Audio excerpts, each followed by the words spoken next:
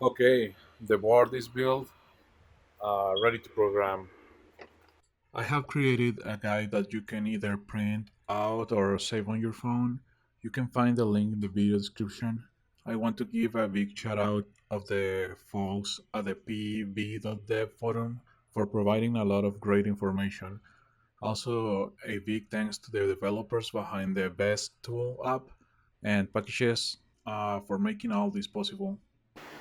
This is specific for a XR conversion best. We're gonna quickly go through the steps here's required to get it all done from start to finish. So first, power your board. So if you have a button, press the button, and now we gotta connect the Desk mobile app. Okay, so now that the VEX tool found our Bluetooth, hit connect, and now we're gonna go to the guide setup. So first tab is setup motors. So you gotta click on setup motors, load the fault parameters. I'm gonna hit yes, choose the what type of application we're gonna use it. We click UC and override advanced. No. So hit next. Motor type. It's gonna be large or runner. Override advanced. You gotta check mark yes. So this is gonna be for hypercore motor. The hypercore motor is the stock on the XR. Modified there. The motor pulse. This one is a 30 pulse motor, and the sensorless ERPM should be 2000. Okay. Now we go to next. Hit yes. Battery type. It's a lithium ion. If you're using the stock XR, it's gonna be a lithium ion battery, uh, 15 cells. We go to battery capacity. It's about 6,000 amp hours, but I already test that battery, so I'm gonna set 5600 milliamp hours or 5.6 amp hour. And now we're gonna go to advanced check mark battery current regen. We're gonna set that to minus 30 and battery current max to 50 amps. Gear ratio, uh, we're gonna select direct drive since this doesn't have any gears. On wheel diameter is gonna be about 270 to 280.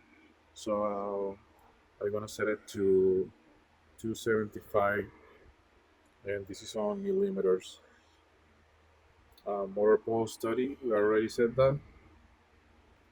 And now we're gonna hit run detection, and you gotta have the board on a free spin. But since we only have one VESC here, we're gonna uncheck that. Hit OK.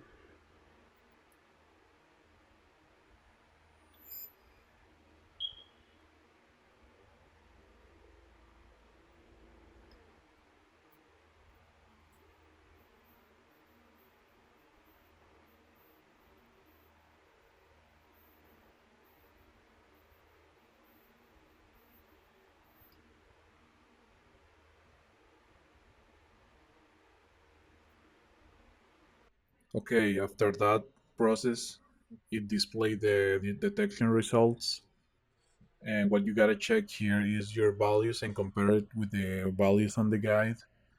If you got a value that's way off, like me, you can see my motor resistance is very low. It should be around 100, and my motor flux linkage is only 8, and it should be around 20 something.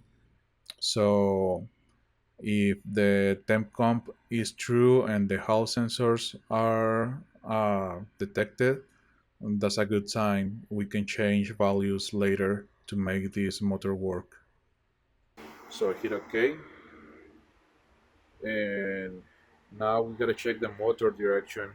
If you press forward, it's gonna spin, and just check that it spins like you're going forward. If you don't have the wheel spinning forward, you gotta hit inverted. So let's hit finish.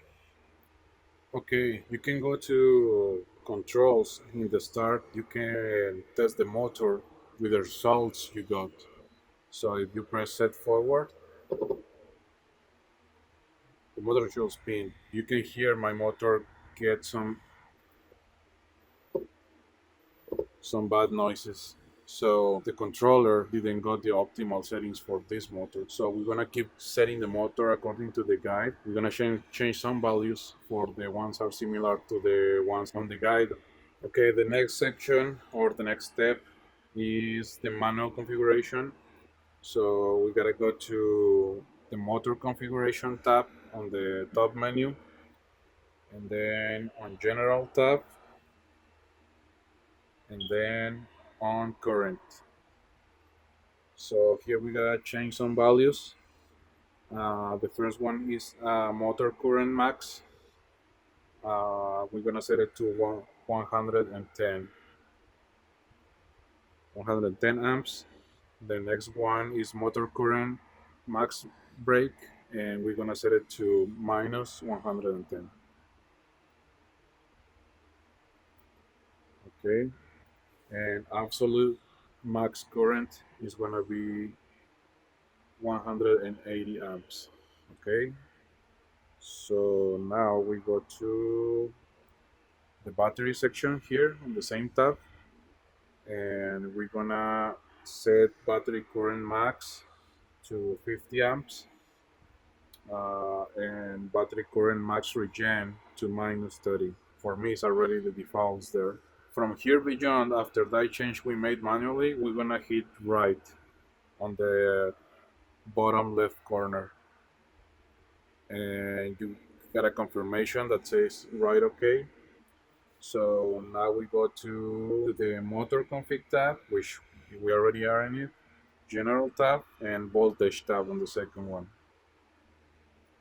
So there, the battery voltage cutoff, that's gonna be 2.3 volts per cell times 15 is gonna be 34.5, almost 35 volts. So I'm gonna leave it at 35 volts. And battery voltage cutoff end, we're gonna set it to 30 volts, which is 2 volts per cell. Don't forget hit right. Okay, the next one is the FOC tab. Here's where we're gonna change some of the settings that we got from the motor detection results, and we're gonna test the motor again to see if it sounds better. So you go to the motor configuration, and the first tab is the general. You gotta be the FOC, and we keep the general tab below. So on the other one, we're gonna check the motor resistance. Should be 87 to 100, 105 ohms. So I think the motor resistance here is good. So the motor inductance should be around 200, and we got 236. So I think that's still good. The other value we got different is the motor flux. That's way high. So we should have something around 27. So I'm gonna set it to 27 actually. And motor inductance difference should be around 71, but I'm gonna keep it like that. We also gotta change the observer gain. I got 0.09, and it should be 0.75. 0.75. We write that one. Okay, the next step here is check the motor function. That's on the start menu, and controls. Set forward. Yep, it's not crunching anymore. Set reverse. And if you can see, the only value I changed from the what I got is this one, the motor flux linkage. Let's put some more amps here. Let's put 10 amps and see now how it behaves. Still sounds good. Backwards, forward, brake. Yep, sounds pretty good. Uh, so close the controls. Is one more configuration on the motor configuration tab, and I following this 1.4 step here. FOC control sensor tab. Sensorless ERPM is 2000. The other value here is the Hall interpolation ERPM, and that should be between 200 and 250. So I'm gonna set it to 200.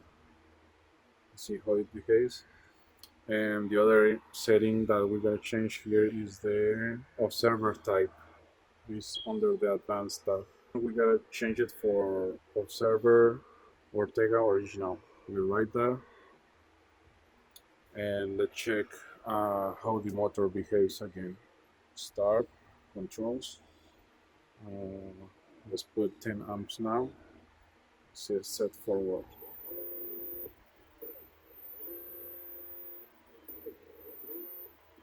Yeah, that works. So close the controls again. Okay, we are done setting the motor. So now the next step is the IMU sensor. We are gonna set the IMU sensor to set up IMU wizard, which is on the start menu, and then set up IMU. Then press IMU configurator, and then we gotta choose balance skateboard on the IMU profile selector and search for IMU. And this is gonna start searching all the ports to see on which port you have the IMU. So yep, this one got detected. I got the VMI 160 external. So let's hit save. And now the next step is gonna be the gyroscope calibration. And on this one, all you gotta do is leave the board stable and hit save. The next one is accelerometer calibration. So on that one, we're gonna find the max value on all the axes, and I'm gonna set this here.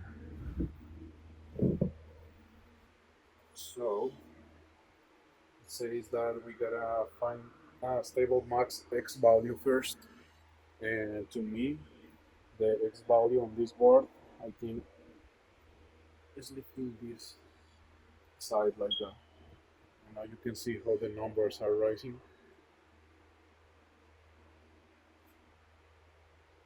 until you get the max value. It's gonna be around 1 or close to 1 right there, and hit save. And now it says the same but the y-axis. It depends on your IMU. You may have to do it on a different position. You just gotta move the board and find where the number is rising. So I'm gonna set here this one because I gotta flip it like that and I have that connector. But I know this board, the y-axis is like that. So now it's rising up.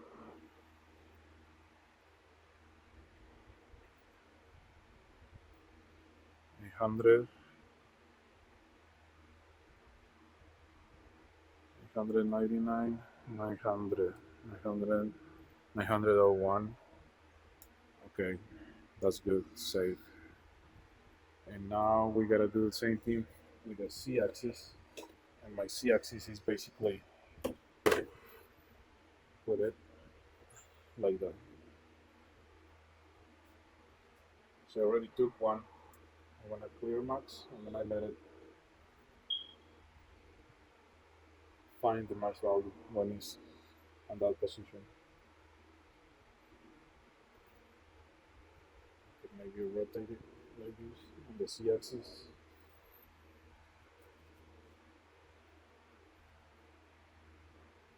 Yep, we got one right there. So save that. Okay, the next step, we gotta level the board the best we can.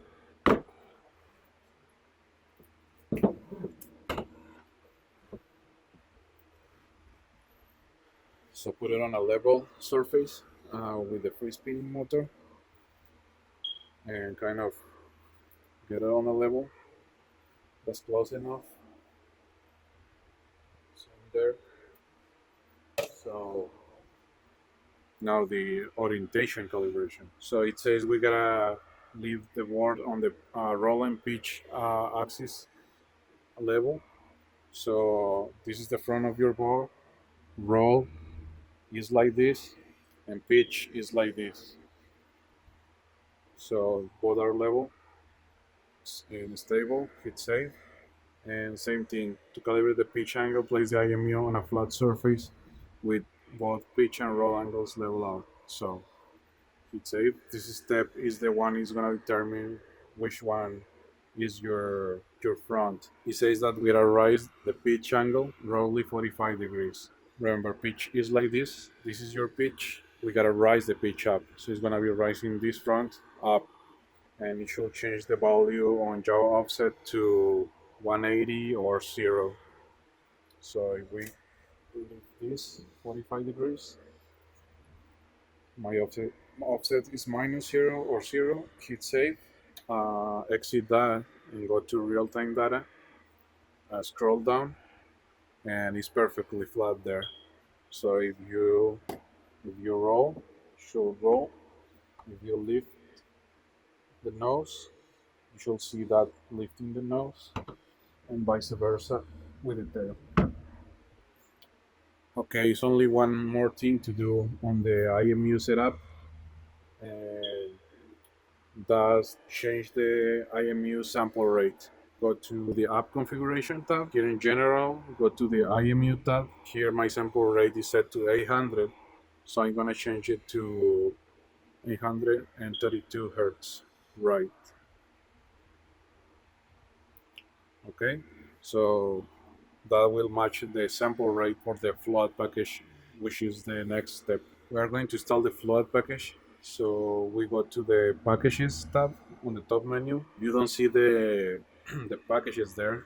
Just hit update archive, and now you should see it. So on the flood package, hit install. It's gonna take a minute.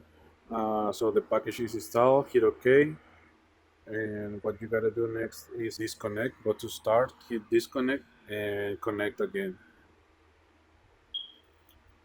And now you gotta wait for a little bit. You should get these new menus here, which is app UI, and the other one is flood config. So the next step is checking the footpath sensor. For that, we gotta go to app UI. You gotta check these values here and the switch state. So if you press the footpath on one side, you can see change to 3 point something volts, and you press the other side, you should see the other side, and on the switch state it says half, and if you press both at the same time, you should have start, but maybe your motor is gonna spin. Yeah. So don't do that while if you got the board sitting on the tire. Uh, Actually, you can take off. So next thing is gonna be setting the flood package. So go to the flood config tab on the top menu, and on the sub tab here, we gotta go to specs. And on the specs, we're gonna change the voltage tillbacks. For the high voltage threshold, we're gonna set it to 64.5 volts, and the low voltage threshold is 42 volts. 2.8 volts per cell. So next thing is testing the board. Go to the app UI. Now with the flood package installed, we can check if the motor is still spinning right. So go to the controls here. So how you can test it is sliding that movement control just to see if it's spinning on the right direction. So before test it like full, jump on it and see if engaged. Put the board on the floor or here on the bench and start your hand test. Go to the real-time data, and we're gonna basically engage the board with our hands. So see if it balanced correctly and it tilts on the right direction. So here we go.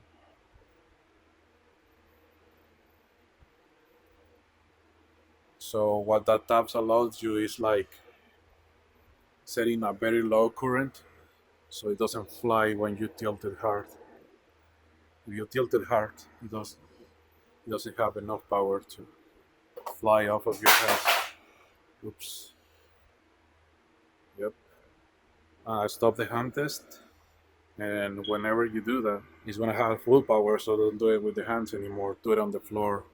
Okay, fist right test. Here goes nothing.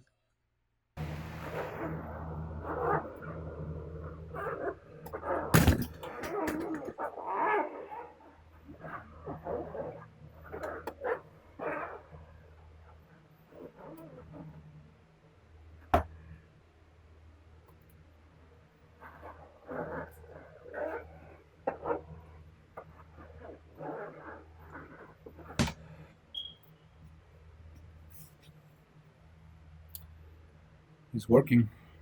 Thanks for watching part 2 of my XR VESC conversion. I hope this serves as a helpful reference for your own build. Stay tuned for the final part where I'll take it out for a writing test. See you in part 3.